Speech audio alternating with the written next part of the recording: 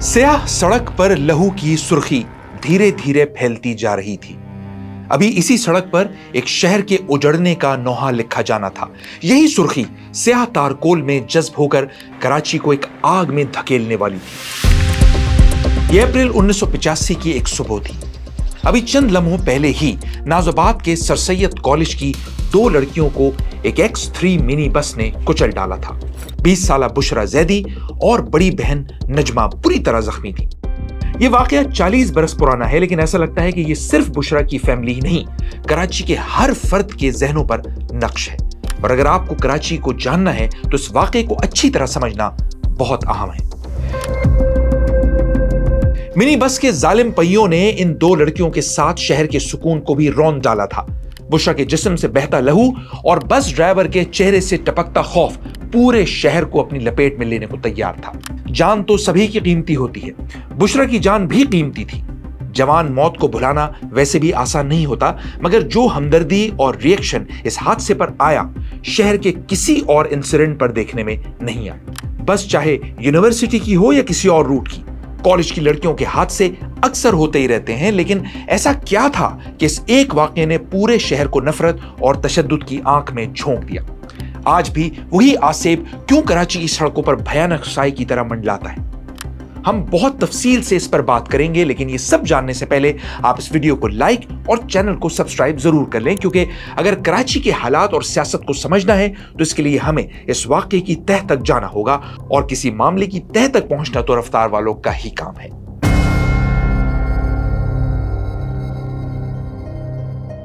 बुशरा अपनी फैमिली के साथ हैदरी के एक अपार्टमेंट की 3री मंजिल पर रहती थी।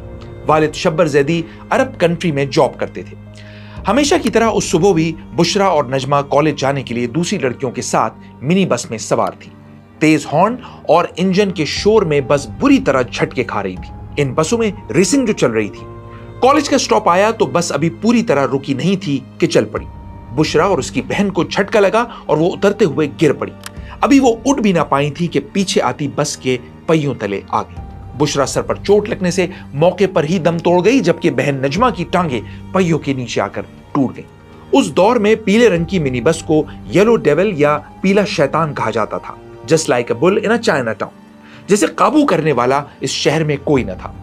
दोनों बहनों को अब्बासी शहीद अस्पताल पहुंचाया गया, जहां डॉक्टर्स ने 20 साला बुशरा की मौत की तस्दीक कर दी।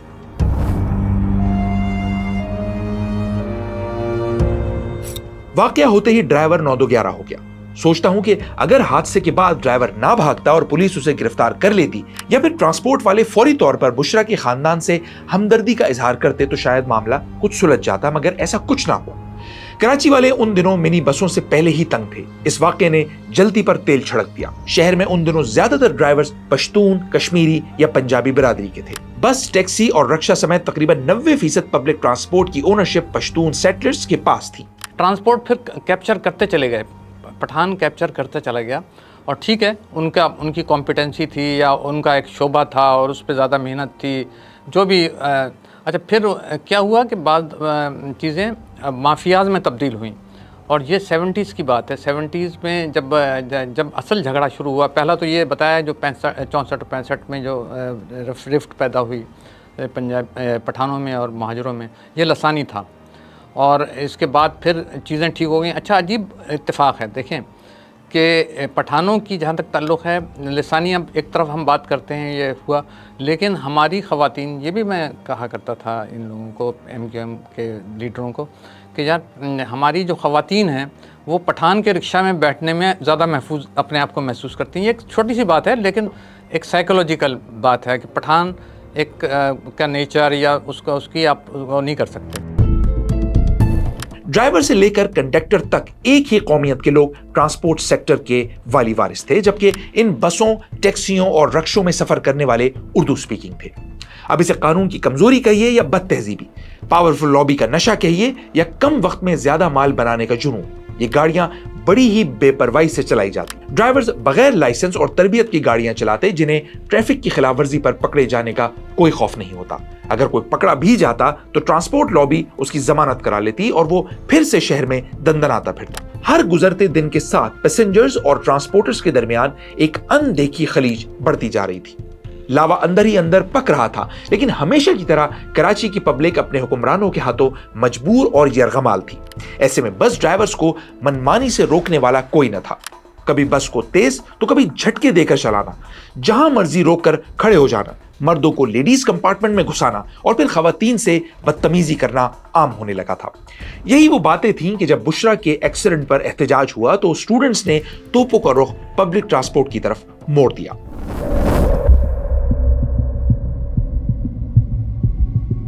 एक तरफ तो बुशरा को कुचलने वाला ड्राइवर भाग चुका था, तो दूसरी जानिब पुलिस ने भी रिवायती ढीलेपन का मुजाहरा किया। अगर पुलिस जरा सी भी संजीदगी दिखाती तो इतनी तबाही और बर्बादी ना होती।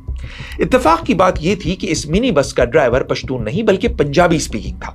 पुलिस चाहती तो उसे गिरफ्तार भी कर सकती थी, लेकिन मामला कुछ और था। दरअसल वो मिनी बस तो खुद एक पुलिस ऑफिसर की मलकियत थी और सारे पुलिस वाले भी ये बात बहुत अच्छी तरह जानते थे। इस वक्त भी जिस तरह बात चीज़ें चल रही हैं, मसाइल सुलग रहे होते हैं, चिंगारियाँ, तो कोई एक हवा का झोंका जो है उस चिंगारी को हवा देता है तो शोले भड़क उठते हैं।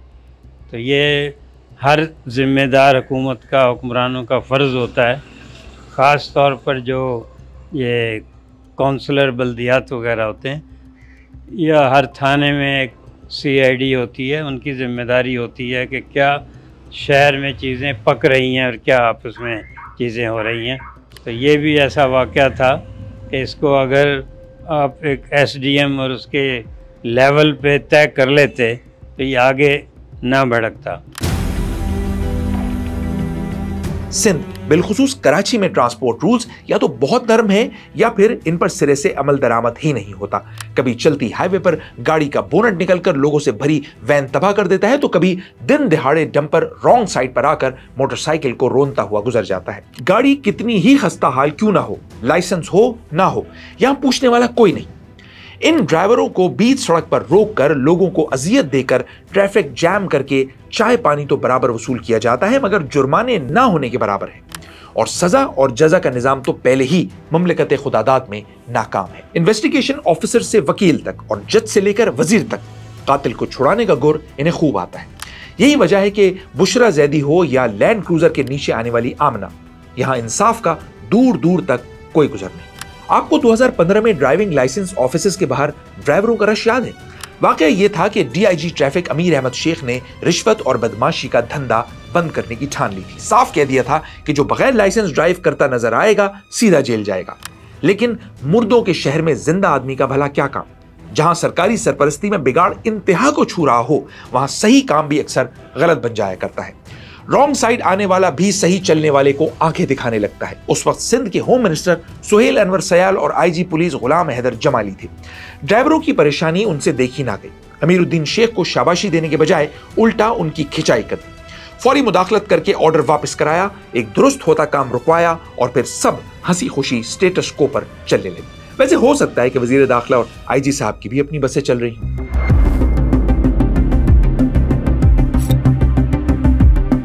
लालूखेत के नजदीक सर सैयद कॉलेज के आसपास मजीद 6 कॉलेजेस और कई स्कूल्स हैं। ये मोबाइल फोन और व्हाट्सएप का दौर नहीं था, ना ही आज की तरह सोशल मीडिया, न्यूज चैनल्स और रेडियो स्टेशंस की भरमार थी। फिर भी हादसे की इत्तला जंगल में आग की तरह फैल गई और देखते ही देखते हजारों स्टूडेंट्स ने सड़कें भर दी। ज्यादातर स्टूडेंट्स नाजाबाद, रिजविया, पापोश नगर, नॉर्थ नाजाबाद और हैदरी से यहां पहुंचे थे। मगर स्टूडेंट्स ही नहीं, परेशान हाल वालिदैन भी फंस जाने वाले बच्चों को लेने कॉलेज के दरवाजे पर खड़े थे। इतने बड़े मजमे को कंट्रोल करना आसान ना था। लोग सड़क पर धरना देकर बैठ चुके थे। उस वाकये के बाद जो सर सैयद कॉलेज की तालबात हैं, बेसिकली रिएक्शन तो वहां से आया।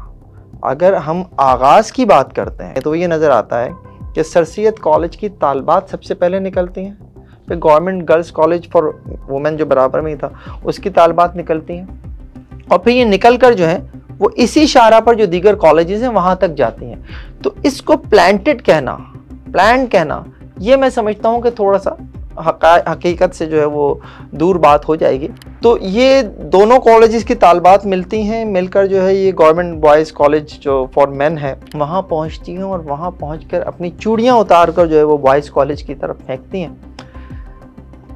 तो उसके बाद वो जो बॉयज़ कॉलेजेस के स्टूडेंट्स हैं वो भी बाहर आ जाते हैं और फिर जो एक रिएक्शन है, देखें ये सब कुछ तो हम यहाँ तक कह सकते हैं कि ये एक तलबा का एहतजाज था या नौजवानों का एहतजाज था, जिसमें तलबा भी थे, तालबात भी थी, लड़के भी थे, लड़कियाँ भी थी। लेकिन इसके बाद जो आग लगी वो पूरे शहर में लगी। कराची में इस तरह का इश्तियाल और हंगामाराई अब तक दिखाई ना दी थी। रास्ते बंद थे और नारों से पूरा इलाका गूंज रहा था। कॉलेज की मैनेजमेंट भी इस वाकये पर परेशान थी। प्रिंसिपल ने पढ़ाई बंद करके बच्चियों को इस शोर और अफरा तफरी के माहौल में बाहर जाने से रोक दिया। हुजूम बेइंतहा जज्बाती हो चुका था। कॉलेज के अंदर बच्चियां खौफ से लरज रही थीं। बाहर हुजूम की चीखो पुकार थी और अंदर घबराई हुई लड़कियों के चेहरे पर खौफ के बादल छाए हुए थे।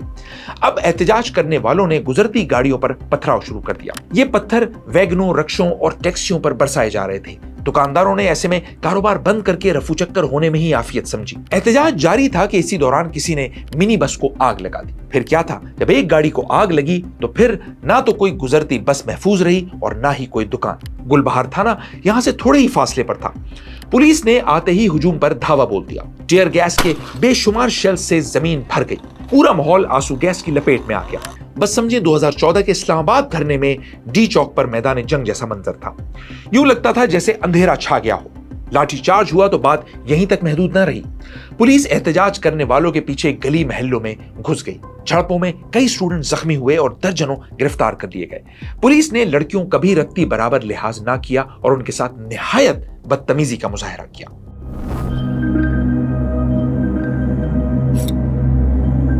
अचानक शुरू होने वाला एहतजाज ताकत के इस्तेमाल से एक मुनज्जम लिसानी फसाद में बदल गया। गोलीमार से औरंगी टाउन तक हालात खराब हो गए। जब लोग पब्लिक ट्रांसपोर्ट पर दिल की भड़ास निकालने लगे तो ट्रांसपोर्टर्स भी मैदान में उतर आए। वो अपनी गाड़ियों और ड्राइवर्स को बचाने के लिए जवाबी हमले करने लगे। यूं मकामी और गैर मकामी अफराद के दरमियान जंग का सा माहौल बन गया। तशद्दुद के छोटे छोटे इंसिडेंट्स ऑर्गेनाइज्ड अटैक्स में बदल गए। सुनी सुनाई बातों और अफवाहों का बाजार ऐसा गर्म हुआ कि बात हमलों से हलाकतों तक जा पहुंची। गुरु मंदिर से लसबेला, पटेल पाड़ा से पाक कॉलोनी, बस यूं समझे हर तरफ 12 मई जैसा मंजर था। बाय द वे 12 मई से मुतालिक हमारी वीडियो आप जरूर देखिएगा। नारों और डंडों के बाद जरा ही देर में शहर आतिशी असलहे से गूंजने लगा। गोलियों की ऐसी तड़तड़ाहट इससे पहले कराची में कभी ना सुनी गई थी। जब तक राइट्स और कैजुअलिटीज की इत्तला सूबाई इंतजामिया तक पहुंची तब तक बहुत देर हो चुकी थी। वजीर आजम जुनेजो और वजीर आला गौस अली शाह हालात की नजाकत को ना समझ सके।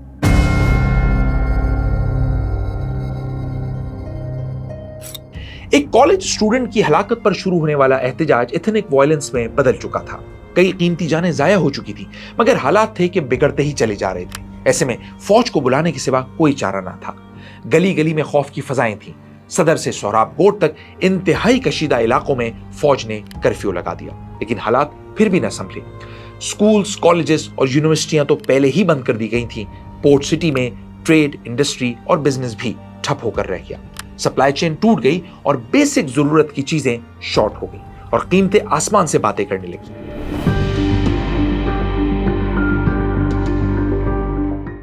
ये कोई एक दो रोज की कहानी नहीं थी। हालात कई हफ्तों तक ठीक ना हो सके क्योंकि अब तो बाकायदा आबादियों पर हमले शुरू हो चुके थे। अफगान वॉर की बदौलत हर लेटेस्ट ऑटोमेटिक वेपन खुलेआम इस्तेमाल हो रहा था।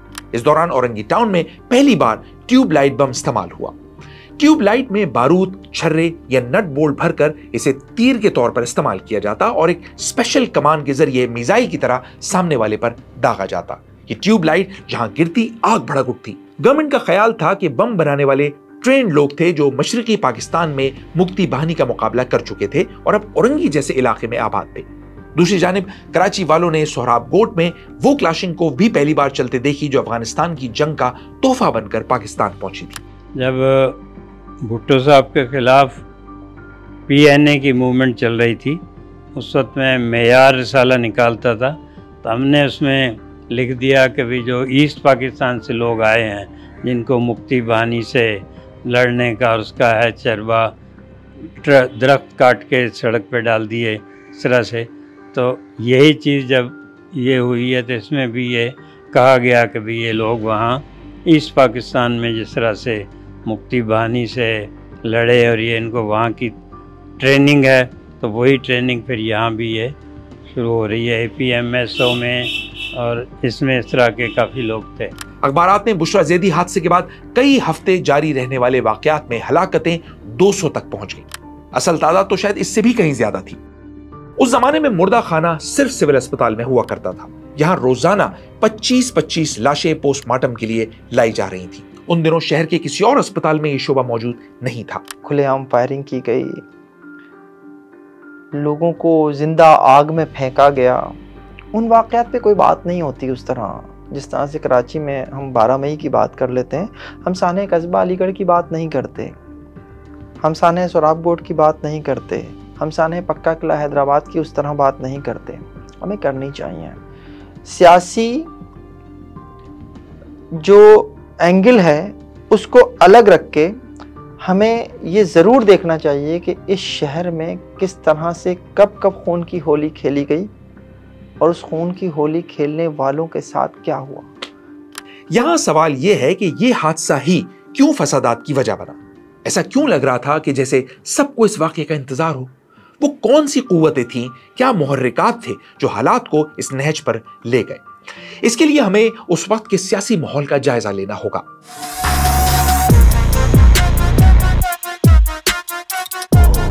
सत्तर की दिहाई खत्म होते ही कराची खासा बदल चुका था। मुल्क भर की कौमियतों, फिरकों और नस्ली ग्रोहों के लोग रोजगार की तलाश में आकर यहां सेटल हो चुके थे। शहर में उनकी नई नस्ल परवान चढ़ रही थी।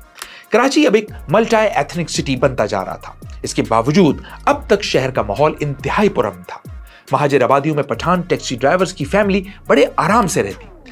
बच्चे मिलजुल कर खेला करते। घर हो या महल्ला, शहर हो या मजाफात, दूर दूर तक फिरकावारियत, अदम बर्दाश्त या तशद्दुद का कोई नामो निशान तक न था। गली महल्लों में मजहबी रसूमात से लेकर शादी ब्याह के फंक्शंस और म्यूजिकल कॉन्सर्ट्स गलियों में शामियाने लगाकर किए जाते और इनमें सब शरीक होते। कोई खौफ या डर न होता। यहाँ का रिहायशी पठान, महाजिर, सिंधी, पंजाबी, शिया, सुन्नी, देवबंदी, बरेलवी नहीं बल्कि एक कराची वाला था। ये उसी दौर का जिक्र है कि जब जुल्फकार अली भुट्टो को कराची में कोटा सिस्टम नाफिज करने की सूझी। अब कराची वालों को तालीमी इदारों में दाखिले या जॉब मेरिट या काबिलियत के बजाय कोटे पर मिलने लगे। तो ये किस्सा शुरू हुआ था कि जब 1972 में सिंध में सिंधी ज़ुबान को जो सरकारी ज़ुबान डिक्लेयर किया गया, उस वक्त पूरे कराची में, सिंध में हंगामे हुए थे और एक महाजिर और सिंधी के दरमियान चल रही थी कशमकश। फिर उसके बाद ये महाजिर और पठान की भी कशमकश हुई। वजूहात दूसरी भी हैं कि महाजिरों को कोटे में जो है हिस्सा नहीं मिल रहा था मुलाजमत की। पहले 60-70 की दिहाई में पूछा जाता था आप कहाँ पैदा हुए, फिर पूछा गया आपका बाप कहाँ पैदा हुआ, और तीसरा जब ये हुआ कि आपके दादा कहाँ पैदा हुए, फिर ये एक आपका ज़ब्त का बंधन टूट गया। सरकारी नौकरी हो या एडमिशंस, ये पूछा जाने लगा कि आप आए कहां से। कोटा सिस्टम की वजह यह बताई गई कि सिंध के शहरी इलाकों में पढ़े लिखे लोग ज्यादा हैं, इसलिए तमाम दाखिले और मुलाजमतें कराची वालों में बढ़ जाती हैं और बाकी कम पढ़े लिखे लोग महरूम रह जाते हैं। उर्दू बोलने वालों को यह महसूस होने लगा कि कोटा सिस्टम जैसी नाइंसाफियां इसलिए हो रही हैं कि उनकी कोई सियासी नुमाइंदगी नहीं है। वही महरूमी जिसने पिछले दिनों बांग्लादेश में कोटा सिस्टम के खिलाफ एक ऐसे इनकलाब को जन्म दिया जिसके आगे हुकूमत रेत की दीवार साबित हुई। मिस्टर भुट्टो की हुकूमत खत्म हो चुकी है। सारे मुल्क में मार्शल लॉ नाफिज कर दिया गया है। इधर ज़िया भुट्टो का तख्ता उलटकर मार्शल लॉ नाफिज कर चुके थे, मगर उन्हें इख्तिदार में रहने के लिए अवामी हिमायत की जरूरत थी। ज़िया को ऐसे सियासी दोस्तों की तलाश थी जो आमरीत का अलम बुलंद रखने में उनके मददगार हो। इसी दौरान बुशरा ज़ैदी का हादसा रूनुमा हुआ। भुट्टो के बाद जनरल ज़िया की मजलिस शूरा में 2 मेंबरान प्रोफेसर गफूर और महमूद आजम फारूकी कराची से थे। जमात इस्लामी के अमीर मियां तुफैल उन दिनों ज़िया के मामू कहलाते थे। शायद यही वजह थी कि शूरा के दोनों अरकान ने कोटा सिस्टम की मुखालफत ना की। कराची में मस्जिद और मदारिस की क़यादत ज्यादातर गैर मकामी अफराद पर मुश्तमिल थी। ये सब अफगान जिहाद से खासे अटैच थे। दूसरी तरफ कराची की शिया आबादी की अक्सरियत उर्दू और गुजराती बोलने वाले अफराद पर मुश्तमिल थी। उनकी वाबस्तगी ईरान से थी, जहां उन दिनों इनकलाब आया हुआ था। ये फिक्री और माली सतह पर मजबूत थे। मीडिया, शोबिस, बैंक्स और दुनिया फन व अदब में उनकी भरमार थी। इसी तनाजुर में वो कराची की आबादी को जोड़कर रखने के लिए एक सियासी कुव्वत सामने लाना चाहते थे जो उनके तहफ्फुज में सेकुलर आउटलुक रखती हो। ऐसे में अख्तर रिजवी और रईस अमरोवी जैसे दानिश्वरों ने कराची के नौजवानों को अपनी सियासी तंजीम बनाने का आइडिया दिया। कराची यूनिवर्सिटी के शोबा फार्मेसी में पढ़ने वाले अल्ताफ हुसैन ने 1978 में all Pakistan Muhajir students organisation यानी APMSO की बुनियाद रखी। कराची की मायूसियों और महरूमियों को पुरकशिश नारों में सुमोकर ये तंजीम शहर के सारे तालीमी इदारों में फैल गई और बहुत जल्द ये उन इदारों से निकलकर अमली सियासत पे आने के लिए पर तोलने लगी। 1984 में APMSO ने महाजिर कौमी मूवमेंट को जन्म दे डाला। इस वाक़े ने सब कुछ चेंज कर दिया और अगर हम ये कहें कि कराची की सियासत जो है वो पूरी उसने 360 टर्न लिया बुशरा ज़ैदी वाक़े के बाद, तो ये गलत ना होगा कि इतनी बड़ी तादाद में लोग हमें ज्वाइन कर लेंगे और इतनी बड़ी तादाद में जो है हमें वोट मिल जाएंगे। इसकी वजह से मैं समझता हूँ कि उस वक्त MQM में जो लोग शामिल हुए वो शामिल होने के बाद दिनों में, हफ्तों में, महीनों में जो है वो ओहदों पर पहुँचे, अहम ओहदों पर पहुँचे और जो फिर हमें 90s में नज़र आया और जो फिर 92 में होता हुआ हमें नज़र आया, तो वो सब जो है वो इसी वजह से हुआ कि MQM का जो क़याम है वो एक वाक़े की वजह से बुशरा ज़ैदी और उसके बाद जो इलेक्शन में उनको फतूहात मिली उसके नतीजे में जो लोगों ने उन्हें ज्वाइन किया उसमें वो शायद उसे फ़िल्टर नहीं कर सके और फ़िल्टर ना करने की वजह से बहुत से ऐसे लोग भी जिसका बाद में तंजीम को नुकसान भी हुआ वो अहम ओहदों तक पहुँच गए।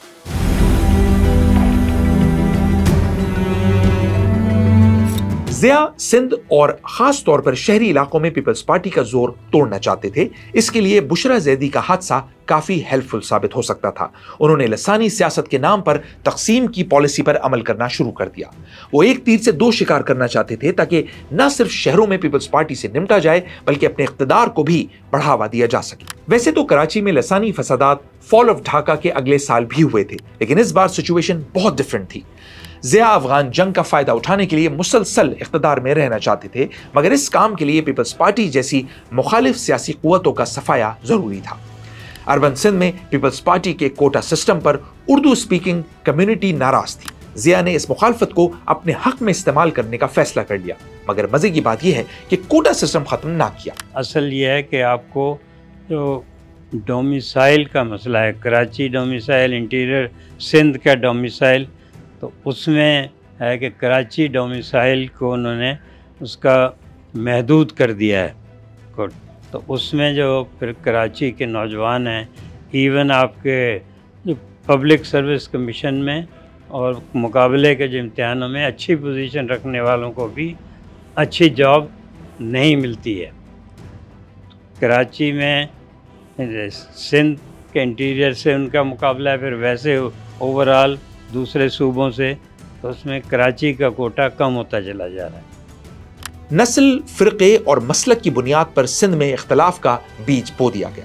मकसद यही था कि पीपल्स पार्टी इस पोजीशन में ही ना रहे कि वो अवामी हिमायत से फौजी आमरियत का मुकाबला कर सके। जब MQM ने शहरी इलाकों के एहसास महरूमी पर आवाज उठाई तो जनरल ज़िया को कराची में ज़बान की बुनियाद पर तकसीम का मौका हाथ आ गया।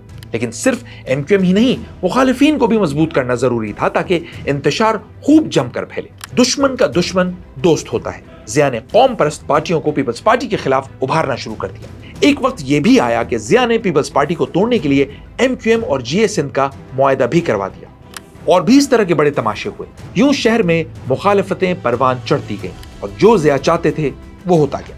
अहले कराची में शऊर के नाम पर शनाख्त को हवा दी गई, अपनी पहचान बनाने पर जोर दिया गया और ये सब काम MQM ने कर दिखाया। ज़िया दौर में जमहूरियत सिर्फ बल्दियाती इंतखाबात तक महदूद थी। पब्लिक ने MQM से उम्मीदें बांध ली।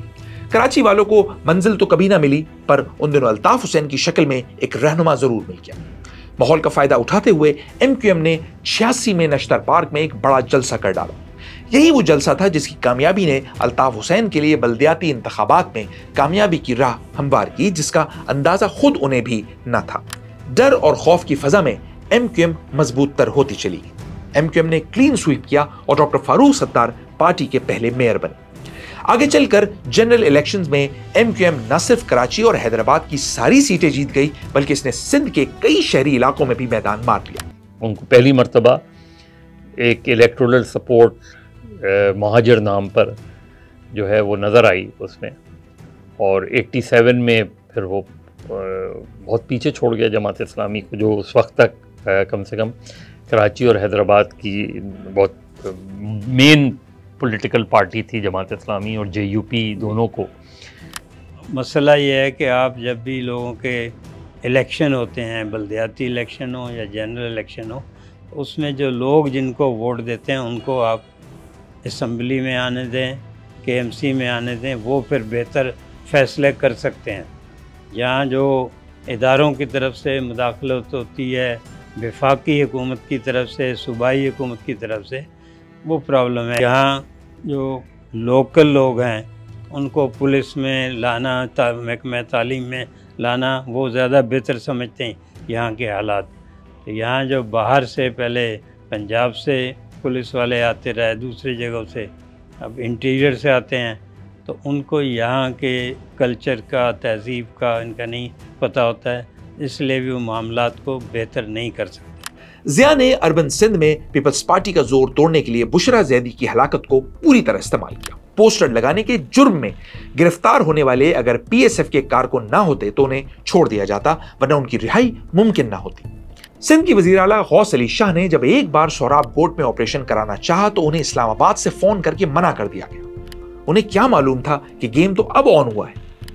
सोराब गोट हमेशा से पश्तून इलाका रहा है। थोड़े ही दिनों बाद सोराब गोट में मंशियात फरोशों के खिलाफ कार्रवाई शुरू हो गई और इसके फौरन बाद महाजिर अक्सरियती आबादियों अलीगढ़ कॉलोनी और कस्बा कॉलोनी में पुरस्रार फायरिंग से दर्जनों अफराद मारे गए। ऐसा तासुर मिला जैसे ये सोराब गोट ऑपरेशन का रद्द अमल हो। इसके बाद पश्तून और महाजिर आबादियों में एथनिक वॉर शुरू हो गई। अब इसके पीछे कौन था, ये आज तक एक राज है। कुछ सीनियर लोगों ने बताया कि जो फायरिंग करने वाले लोग थे MQM की बसों पर, वो पख्तून नहीं थे, वो अफ़गान थे। मतलब नस्लन वो पख्तून हो सकते हैं, लेकिन वो पाकिस्तान के रहने वाले या पाकिस्तानी पख्तून लोग नहीं थे। जो सोराब गोट के रहायशी थे वो लोग नहीं थे, वो पाकिस्तानी नहीं थे। गालिबन कुछ रिपोर्टर्स ने उन ज़ख्मियों से भी मुलाकात की जो जवाबी फायरिंग में ज़ख्मी हुए थे, जो अफ़गान। बकौल उनके कि शायद एक आध लोग ये कहते हैं कि उनसे कहा गया था कि यहाँ से कुछ मुल्क दुश्मन लोग गुजरेंगे तो उनके खिलाफ आपने ये कार्रवाई करनी। शहर में 3 दहाइयों का सोशियो इकोनॉमिक गुबार था। कराची माशी अदम तवाजुन का शिकार हो चुका था। आबादी बढ़ रही थी और माशी वसाइल सुकड़ते जा रहे थे। वैसे कुछ ऐसे ही मामलात इन दिनों भी शहर में दिखाई देते हैं। उस वक्त जब 86 में ये वाक़या हुआ है, उस वक्त तक APMSO, JUI, JI और पीपल्स पार्टी, फिर सबसे बड़ा फैक्टर जनरल ज़ियाउल हक, उनका मार्शल लॉ, तो उसकी वजह से उस वक्त ऐसे हालात पैदा हो चुके थे। और फिर जितनी पाकिस्तान में तहरीकें चली हैं आज तक, उनके पीछे भी कोई ना कोई इस्टेब्लिशमेंट रही है और वो फिर तहरीक अपने मकासद भी हासिल करती रही। उसका मुल्क को कोई फ़ायदा हुआ या नहीं। इस वक्त जो है आपका कराची बहुत ज़्यादा बटा हुआ है। आप कोई नहीं कह सकते कि कराची का सही लीडर इस वक्त कौन है, कि MQM अब पहले वाली उसमें ताकत नहीं रही है, ना रहनुमाई है। JUI, JI भी उस तरह नहीं है। इनने बहुत कोशिश की हाफिज़ नईमुर्रहमान ने, लेकिन इलेक्शन में उन्हें पीपल्स पार्टी और मिलजुल के उनकी सीटें भी गायब कर दी गई। तो मुझे नहीं लगता है यहाँ कोई इस वक्त कराची के लोगों की कोई ऐसी मरकज़ी क़यादत है जो उसको लीड कर सके। कराची बुशरा का तावान पिछले 40 बरस से अदा करता आ रहा है। हजारों जाने गंवा कर ये शहर आज भी महफूज नहीं। किसी भी काली सड़क पर कहीं भी बहती सुर्खी से नोहा लिख दिया जाता है। आज भी इस शहर के रहने वाले कभी नस्ली तो कभी मसलकी इख्तलाफ में फंसकर हम आहंगी और बेफिक्री की नींद से दूर है। ऐसा लगता है जैसे बुशरा के लहू से फूटने वाला आतिश फिशां आज भी अंदर ही अंदर दहक रहा है।